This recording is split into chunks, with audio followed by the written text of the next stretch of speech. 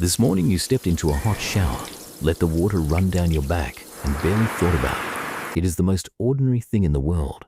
400 kilometers above your bathroom, 6 people have not had a shower in months. On the International Space Station, there is no shower. None. There never has been. Turn on a faucet up there and the water would not fall. It would jump off your hands in floating silver balls.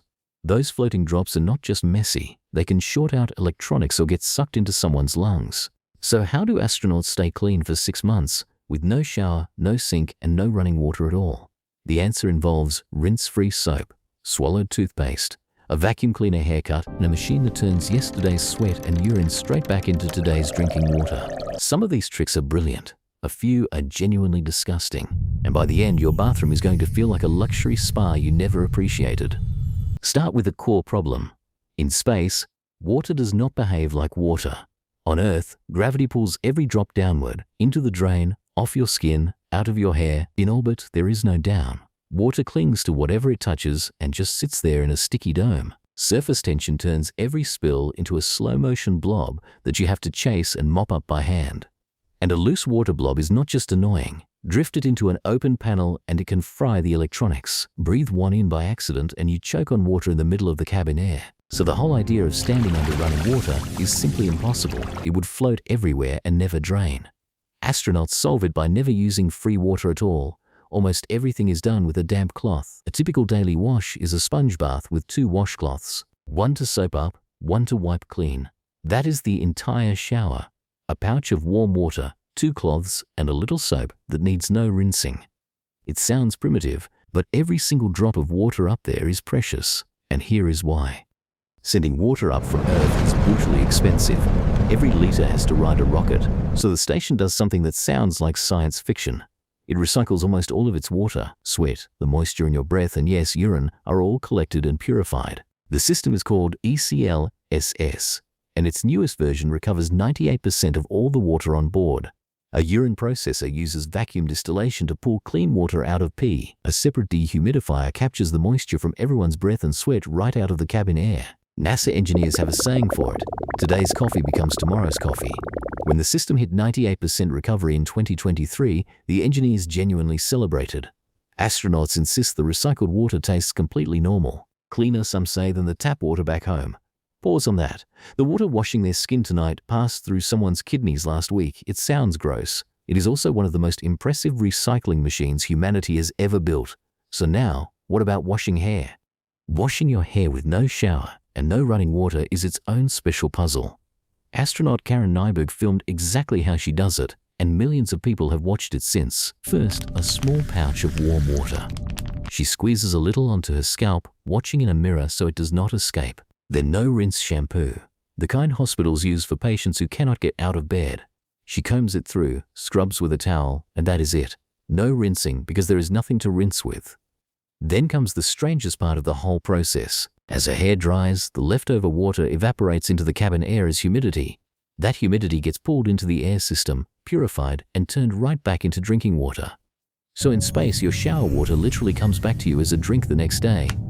Brushing your teeth seems simple, until you remember there is no sink to spit into. First problem, the water. A squeeze from a pouch becomes a floating ball that you have to catch with the brush. He dabs the brush into the floating drop, soaks it up, then adds a pea of toothpaste like normal. He brushes exactly like you do. Then comes the moment of truth. Where does the foam go? Option 1, spit it into a towel and add it to the laundry pile that nobody can wash. Option 2, the one most astronauts choose. They swallow it. That is why some space toothpaste is designed to be safe to eat. One astronaut, Clayton Anderson, counted it. He swallowed his toothpaste over 300 times on a single mission. Quick question for you. Could you swallow a mouthful of toothpaste foam twice a day for 6 months? Be honest in the comments. Now for laundry, except there is no laundry. You cannot wash clothes in space. No washing machine fits up there, and no spare water exists to run one. So astronauts just keep wearing the same clothes for days, then weeks. A single pair of underwear is often worn for up to a week before being retired. Now think about the math. Clean underwear every day, 3 crew, 6 months. That is over 500 pairs. There is simply nowhere to store that. Microgravity does not give you a closet, so when clothes get too dirty to wear, they get packed into an empty cargo ship. The cargo ship undocks, falls toward Earth, and burns up completely in the atmosphere, which means somewhere over your head, every few months, a shooting star is actually a flaming bag of astronaut underwear, which raises the obvious question. With no showers and week-old clothes, why doesn't the whole station reek?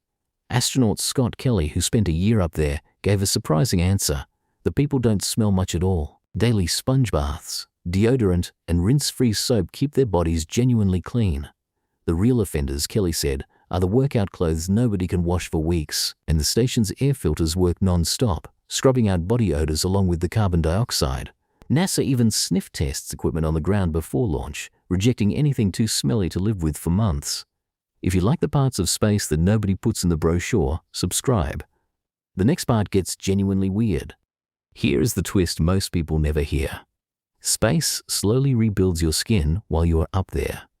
On Earth, the soles of your feet grow thick, tough calluses from a lifetime of walking. In space, your feet stop pressing against the ground, so your body decides it no longer needs that armor. After a couple of months, that hardened skin softens and quietly peels away, and astronauts learn one golden rule: never, ever take off your socks carelessly, because a week of dead foot skin has been collecting inside that sock, and it will all float out at once. Those flakes will not fall to a floor. They hang in the air, and a careless crewmate could breathe them in. Sweat is another quiet problem. With no gravity, it does not drip off you. It clings in a hot, sticky film. Astronauts have to towel it off constantly, because that floating sweat can drift into equipment too. Your body, it turns out, is also learning to live in space, one strange layer at a time. Hair keeps growing in orbit, so somebody has to cut it, and a normal haircut would be a disaster. Snip one lock of hair in microgravity, and 1,000 tiny clippings drift off in every direction. Those clippings could get in your eyes, clog the air filters, or jam the life support systems. So NASA's fix is wonderfully low-tech, clippers bolted to a vacuum cleaner hose. One astronaut cuts, the vacuum sucks every clipping straight out of the air before it can escape. Fingernails are the same battle. Clip one, and a hard little crescent shoots across the room like a tiny blade. Astronaut Chris Hadfield showed the trick. You clip your nails right next to an air intake vent. The vent's suction grabs each clipping and traps it in a filter instead of leaving it to float for weeks. Up there, even cutting your nails is a small engineering operation. So let's make this real. Tonight, imagine you are the one waking up in orbit. There is no shower waiting, no hot tap, no drain. Just a pouch, 2 cloths, and a towel velcroed to the wall. You squeeze a little warm water onto a cloth. The drop tries to escape. You catch it. You wipe down your face, your arms, your chest. No splash, no steam. Just slow, careful strokes. You add a dab of rinse-free soap, work it in, then wipe it away with the second dry cloth. For your hair, the same dance. Warm water, no rinse shampoo, a comb, and a towel. No faucet anywhere. You brush your teeth, hesitate at the foam, and then, like everyone before you, you swallow it. A swipe of deodorant. You put your shirt back on, the same shirt as yesterday and the day before that. No splash of water has touched the floor, because there is no floor and no splash. And every drop you used is already on its way to becoming tomorrow's drinking water. You are cleaner than you expected, and you did it without wasting a single thing. Now some of you are thinking, surely we tried to build a real space shower. We did, once, 1973. America's first space station, Skylab. Engineers gave the crew an actual shower, a collapsible cloth tube you pulled up from the floor to the ceiling. Water came from a push-button handheld nozzle, and a vacuum hose tried to suck every drop back out. On paper, it was clever. In practice, it was a nightmare, one crewman put it bluntly. Water got in his nose, his ears, his eyes. The vacuum gave him earaches, and setting the whole thing up took so long that the crew decided it was not worth it. His verdict became famous: "I'd rather just sponge bathe." So NASA quietly gave up on space showers. The simple wet cloth had won. Every station since, all the way to today's, has used wipes, pouches, and cloths instead. The fancy idea lost to the practical one. So how do astronauts stay clean for 6 months with no shower? With sponge baths instead of showers. Rinse-free soap and shampoo. Toothpaste they swallow. Haircuts powered by a vacuum cleaner, and clothes that end their lives as a fireball in the sky. And underneath it all, a machine quietly turning their sweat and breath back into clean water, over and over. It is not luxury. It is the most disciplined cleanliness humans have ever managed, where nothing is ever wasted. Tomorrow morning, you'll step into a hot shower again, the same one from the start of this video. Water will pour over you, endless and free, and run straight down the drain without a second thought. You will use more clean water in 5 minutes than an astronaut uses on their whole body in a day. You drain it away, they drink it back, you stand under a waterfall. They chase a single floating drop. So tonight, when the hot water runs down your back, maybe stay an extra few seconds. Next time, what really happens to the human body after a full year in space? Good night and enjoy your shower. Somebody overhead would trade almost anything for it.